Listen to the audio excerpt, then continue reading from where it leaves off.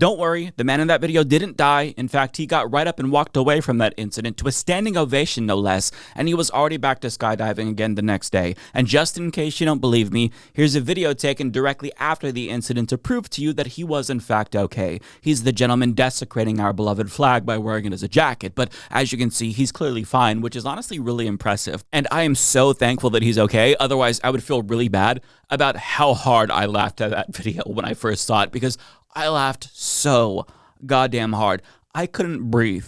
I had tears streaming down my face, because how could I not laugh at that when it's objectively hilarious? I mean, the whole situation itself, it's like a slapstick comedy. I will gladly stand up. What am I supposed to do with this? Just watch it sadly and hope he's okay? Of course I want him to be okay, but the situation itself, it is so funny, I can't not laugh at it as if it's a fucking parody. And, you know, it's also the best metaphor for America of all time. Many people are saying it. And now that you also know that you don't have to feel bad for laughing at it, I want to show you a different angle.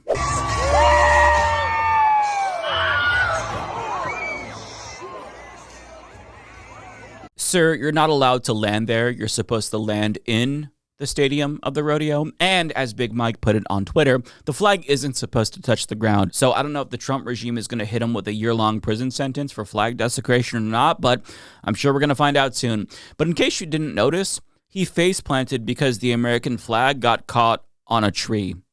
And the symbolism, it's not lost on me, we'll say that, because it represents exactly what's happening to our country as we speak. We're face-planting on our 250th birthday. But that happened in Folsom, California, and on the opposite side of the country in D.C., at the official White House celebration, something almost as funny was simultaneously taking place. Before the fireworks event, a New York Times reporter talked about how a thunderstorm caused a shitstorm, writing, "It is a chaotic scene on the National Mall. Several hundred people have refused to leave despite an order to evacuate because of severe inclement weather that is approaching. Some are even arguing with Secret Service agents. At one point, a crowd of people began running back towards the stage. An officer is sternly repeating the order over a bullhorn, and the crowd is booing. Many have begun chanting, 'USA, USA.' A federal law enforcement officer is trying to assure people that the event has not been canceled. Many are not convinced. One man walking by blamed the situation on liberals in the weather service, adding, 'I think this is baloney.'" Now, that individual was not alone, because MAGA influencers like Kylie Jane Creamer made the same claim, writing on Twitter, "I'm telling y'all that someone with an extreme case of TDS geoengineered this weather in D.C. Same way they geoengineered Trump's inauguration to be one of the coldest in U.S. history. People with TDS hate Trump more than they love America." Now, after that post went viral, she penned a defiant response via Twitter, writing, "Well, bless the left's hearts. I sure did ruffle some feathers. Instead of just scrolling on by like a normal person, some folks are trying to hack my accounts, emailing my bosses and leaving me threatening voicemails. That's a whole lot of effort for people who claim they don't care, and I'm just so stupid. Meanwhile, I've been busy celebrating America's 250th birthday in our nation's capital." This is just like devolving into a gayer version of Lindsey Graham, I'm sorry, "because I actually love this country. Seems like some people hate President Trump and MAGA more than they love America. That's a sad way to live. Me, I haven't given them a second thought, sweetie, but judging by all the time they're spending on me, I'd say I'm living in their head rent-free." I butchered the accent at the end, and I have no idea what this lady sounds like in real life, but when I read it, I envision a Southern lady reading it exactly in the way that Lindsey Graham sounds, so that's the best that I can do. But to get back to the kerfuffle at the event, the New York Times shared a photo of the evacuation order, which very clearly stated that the event wasn't canceled. Rather, it was just postponed, and they were being asked to shelter until the storm passed. But as the New York Times reporter pointed out, they simply didn't believe it. They thought that it was some sort of scheme by the deep state to stop them from watching the fireworks and seeing Donald Trump speak. And when you look at the scenes from this event, it really was giving January 6th vibes.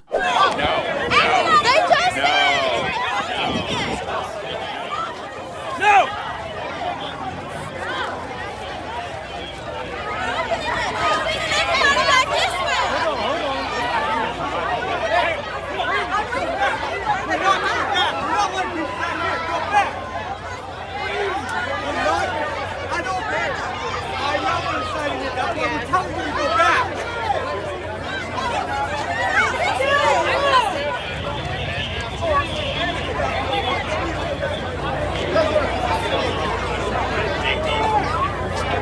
I'm on the National Mall for President Trump's Salute to America, for America 250. I was so excited to get a ticket. Everything was going great. And then this huge storm's coming in, and they told everybody to evacuate. But nobody knew what that meant, because we're like, how do you evacuate a mall? And so nobody really did it. We all kind of just hung out, and it's not raining yet, so nobody really understood what was going on. And then a bunch of really psycho people, my fellow citizens, started running to the seats, crazy, as if they were running away from something, which was my first instinct about the whole situation. I'm eating potato chips that somebody left half empty because I'm that hungry. So when that happened, it really freaked out the Secret Service, and they're behind me, so I'm gonna keep walking. I'm told by a law enforcement official that they were going to start gassing people because people got trampled. It looked like it was gonna happen, and it did happen. And anyway, so then they got really forceful about the evacuation situation, and we're really yelling at people to get out of here. So I'm getting out of here because they're mad, and I really don't know what to do, because they've given us some government buildings to go to, the African American Museum, which is a couple blocks that way, or the Reagan building, which is a couple blocks that way. Okay, I'm not one to defend law enforcement ever, but how can you say you don't know what you're supposed to do right before you tell us that they literally instructed you to go to one of the covered government buildings to wait until the storm passes? They couldn't have possibly been more clear. And I have to ask, what do you mean nobody knew what it meant to evacuate? It means you evacuate. How is there any confusion with that particular order? But I mean, they very clearly couldn't do that in an orderly fashion because, of course, Trump supporters shouldn't be expected to exhibit a level of intelligence even comparable to literal insects. See, ants are even able to march in a straight line by the thousands, but when Trump supporters are expected to do the same, they start trampling each other and acting like dipshits and shitting their pants. But part of the problem is that I think that they were smart enough to know what they were supposed to do. They just didn't want to do it, hence the USA chants. See, they're not going to give TDS-brained liberals the satisfaction of retreating after the weather gun was shot at D.C. They're going to stay, and they're going to hear Daddy Trump speak. Other events were also getting canceled in D.C. due to extreme weather conditions, but it's a conspiracy when it happens to them. If Trump's speech merely gets postponed by like 2 hours, it's a conspiracy. I mean, we are living in a parody. But just to give you a sense of how miserable it already was in D.C. before the event was postponed, D.C. was one of the hottest places on Earth. And before the main event, people were already experiencing medical emergencies due to the heat. I got some information a short time ago from DC Fire and EMS. They said they had 44 patient contacts inside the state fair there before it shut down at about 1 p.m. Eastern time. 44 patient contacts with DC Fire and EMS. They did not have a breakdown as to how many of those were heat related, but 44 contacts. They had 11 people transported. Of those 11 people transported, 7 of them had to have advanced life support. So that's some of the numbers you're getting about. You can imagine that most of those had to be probably heat related. Yeah, I mean, this is what happens when you decide to let the planet burn in favor of short-term profits for fossil fuel executives. Europe just experienced a record-breaking heat wave, which is to be expected now that we're reaching the point of no return where climate change is irreversible. So outdoor events are one day going to become a thing of the past as extreme weather events become the norm. But the Trump supporters who voted for the guy who doesn't believe in climate change, that undid what little progress we've made towards capping our CO2 emissions, think that it's a conspiracy if they have to wait just a little bit longer for an outdoor event. You can't make this shit up. And the thought that this is the result of climate change, it's not even going to occur to any of them because they're dumber than cattle. And of course, Trump coddled his baby brain followers, writing, "The crowd at 7:05 in the event was 422,000 people. All were forced to leave because of the weather. The event was canceled, and everyone was gone because of lightning. When I heard that it was canceled, I immediately overturned that decision and waited a while for people to come back. Incredibly, at least 150,000 people returned, and it was an even more spectacular evening than it would have been as normalized." I doubt those numbers, but he's a hero because the event wasn't postponed. It was canceled, of course, until he swooped in to save the day and uncanceled it like the hero that he is.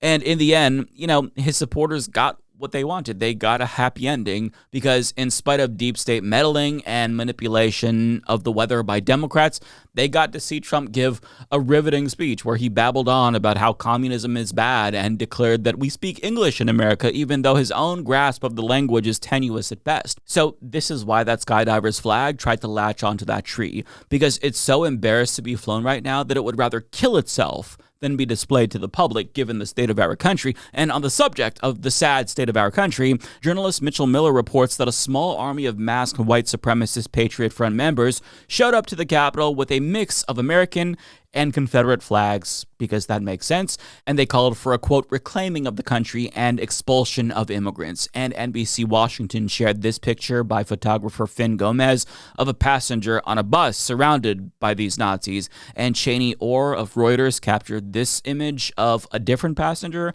and it went viral because a black woman being surrounded by white supremacists is extremely on brand for America. And if it were a parody, it'd be a little too on the nose. In fact, I don't think you can even parody 2026 America, not just because of Donald Trump, but because as a country, we've communicated to the entire world that we are, in fact, one big fucking joke. In the same weekend, the American equivalent of royalty, Taylor Swift and Travis Kelce, got married in a literal stadium, Madison Square Garden, and this is what the venue displayed to the peasants to confirm that the royalty had actually wedded. It was this tacky-ass message that I thought was actually an ad for AT&T, given how it was written out. And this is so true. Taylor Swift narcissistically performed at her own fucking wedding. I cannot believe this.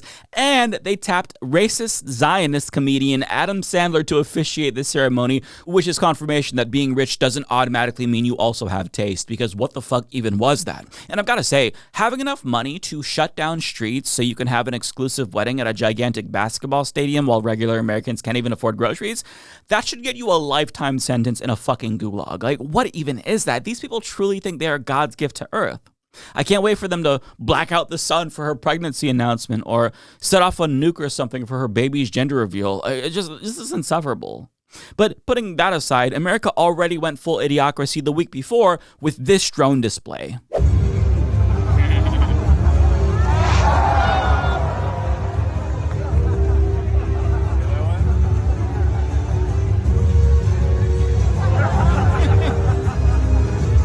I'm super thankful that they clarified that that was a fart. Otherwise, I would have no idea what the butt was doing. So, cool. It's a fart. Awesome. Wouldn't have known if you didn't point it out. But there's a lot to say about this. First, I actually thought, and I unironically believe this, that was from the official White House show. I actually thought that's how low my opinion is of this regime. But apparently they haven't stooped that low yet. So, there's something to be thankful for. This actually happened, though, at the premiere for the new Jackass movie, which is a much, much, much more appropriate setting for that kind of humor. But having said that, I can't not point out that even if that's from the Jackass premiere, there's a scene from Idiocracy that's just like that, where the #1 movie in theaters is called Ass, and it's just someone's bare ass farting for 90 minutes. Dead ass, no pun intended. And if you don't believe me, I'm going to play a short clip from the movie to demonstrate how we've basically reached full idiocracy at this point. It won 8 Oscars that year. That's where we are. So, happy birthday, America, I guess. I don't know. What else am I supposed to say? All of the things that's happening is a reflection of our unseriousness as a country. And it's not really surprising because when you set up a country on stolen land and mold our constitution around the institution of slavery and open the door to unfiltered capitalism, I mean, is it really that surprising to see us devolve into a society where we're plagued by division and hatred and greed and sheer stupidity 250 years later? I mean, it's why we're indoctrinated as children and told that we're the best country ever, because if we ever remove the patriot goggles surgically attached to our eyeballs at birth and see the country for what it actually is, which is a late-stage capitalist wasteland, we might have the desire to mold it into what they actually told us it was, which is a free society with justice and liberty for all. But the ruling class doesn't want that to happen, which is why they lie to us about America, because if America were to actually become what they told us it was, it would no longer be America. And that's the great irony, right?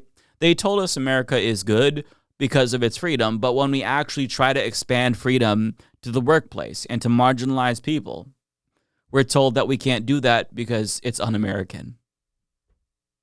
But regardless of what America is or isn't, and whether you love this country or hate it, hundreds of millions of people live here. And we're not fucking leaving, okay?